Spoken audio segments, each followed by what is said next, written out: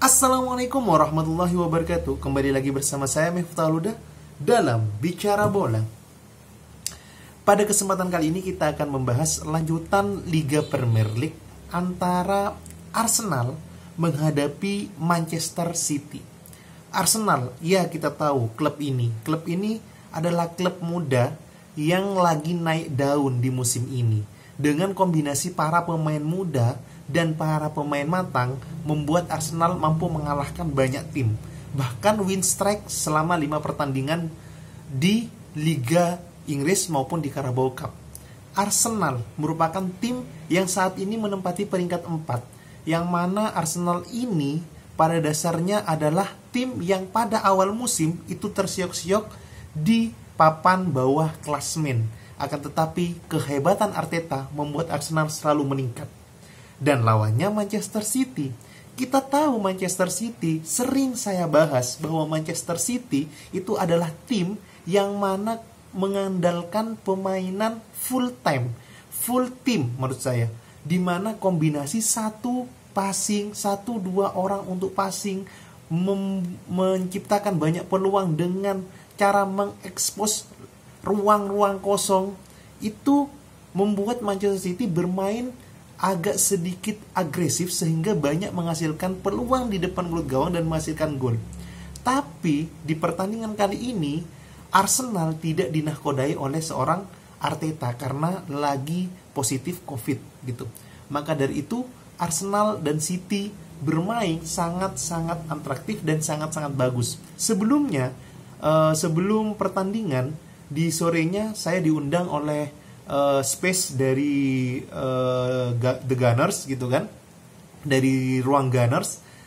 Di sana sudah bahas bahwa permainan akan seru, di mana Arsenal yang notabene bermain dengan lepas, kombinasi passing atau cara membangun serangannya itu dari lini belakang dengan dinahkodai oleh lini tengah terutama Odegaard, itu mampu membuat pertahanan dari Manchester City agak sedikit keteteran. Dan terbukti di pertandingan kali ini Odegaard lagi-lagi membuat para pertahanan dari Manchester City agak sedikit kocar-kacir seperti itu. Nah, di babak pertama pun Odegaard dan seorang Bukayo Saka serta Martinelli sudah memborbardir Manchester City. Namun di 5 menit awal Manchester City mendapatkan peluang melalui headingan dari seorang Ruben Dias, akan tetapi bola masih menyamping. Setelah itu praktis City dikepung oleh Arsenal. Saya sudah bahas di ruang Gunners bahwa Arsenal ketika bola di Odegaard dan Odegaard mampu membuat lini tengah dari City ceroboh atau terdapat ruang, maka di situ akan mendapatkan bahaya. Banyak sekali umpan-umpan dari Odegaard ke Martinelli maupun umpan dari Odegaard ke Bukayo Saka, sehingga mampu menjaga pertahanan atau mampu menjaga lini serang mereka tetap hidup dan lini pertahanan dari City agak sedikit kocar-kacir. Yang saya khawatirkan atau yang saya garis bawahi di sini adalah performa dari seorang João Cancelo, Rodri dan seorang Nathan Ake, di mana ketika Nathan Ake masuk ke lini tengah sebagai membantu Rodri, ataupun João Cancelo masuk ke lini tengah membantu Rodri, mereka tidak mampu untuk menahan laju bola dari lini tengah Arsenal, di mana seorang Odegaard mampu memanfaatkan itu. Lagi-lagi banyak peluang yang dihasilkan oleh Arsenal sehingga mampu menciptakan gol ketika Odegaard mampu memberikan umpan kepada Tierney mampu memberikan umpan ke tengah, dan Bukayo Saka menciptakan gol. Sangat layak Arsenal unggul, sangat-sangat layak. Dan ada insiden di babak pertama di mana Odegaard lagi-lagi mampu menerobos pertahanan City melalui umpan passing dari kiri ke kanan, dan Odegaard mampu ditahan bolanya oleh seorang Ederson Moraes, tapi tidak penalti karena Moraes mengenai bola dulu baru Odegaard jatuh gitu. Dan agak sedikit riskan untuk wasit kali ini. Kenapa? Kita bahas di babak kedua. Nah, di babak kedua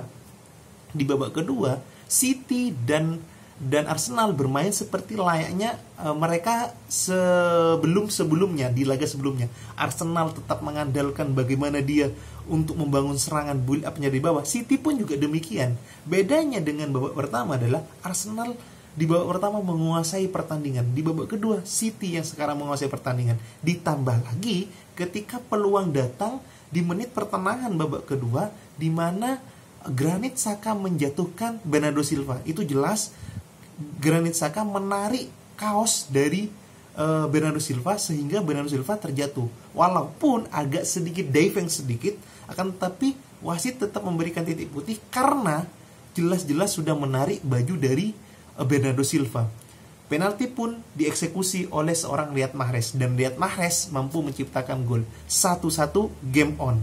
Nah, ketika skor 1-1, City mulai naik permainannya karena dia mendapatkan angin atau di atas angin sekarang. Arsenal yang agak sedikit bertahan sehingga ketika melakukan penyerangan dari City ada kesalahan dari Gabriel, dari back dari Arsenal, itu membuat ceroboh menahan laju dari seorang Gabriel Jesus sehingga dia diganjar kartu merah karena tepat ketika Gabriel Jesus lewat dari pengawasan dari Gabriel itu akan langsung menusuk ke pertahanan lawan. Mungkin itu yang menjadi penyebab kenapa Gabriel di kartu merah pada saat menahan laju dari Gapsus itu. Agak sedikit riskan juga.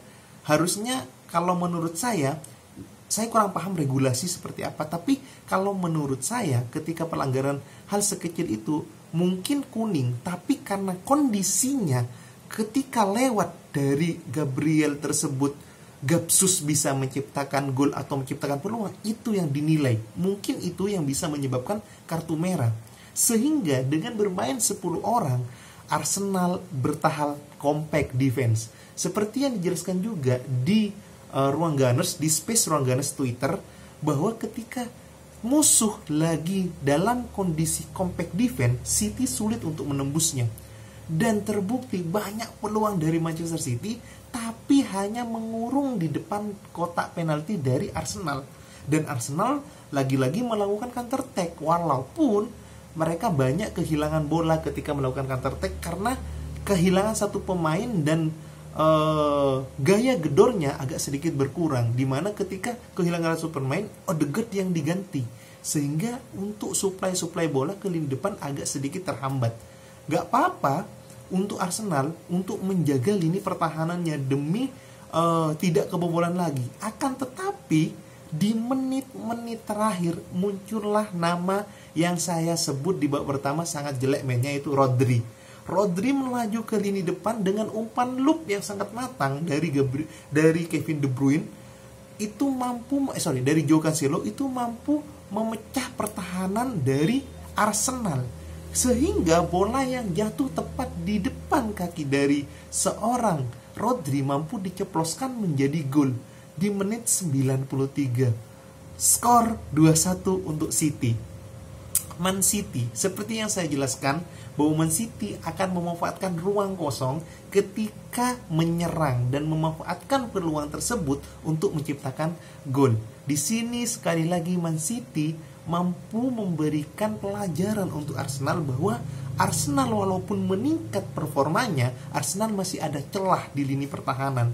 Itu yang patut Arsenal buat evaluasi untuk kedepannya agar tim ini mampu untuk menciptakan banyak kemenangan lagi.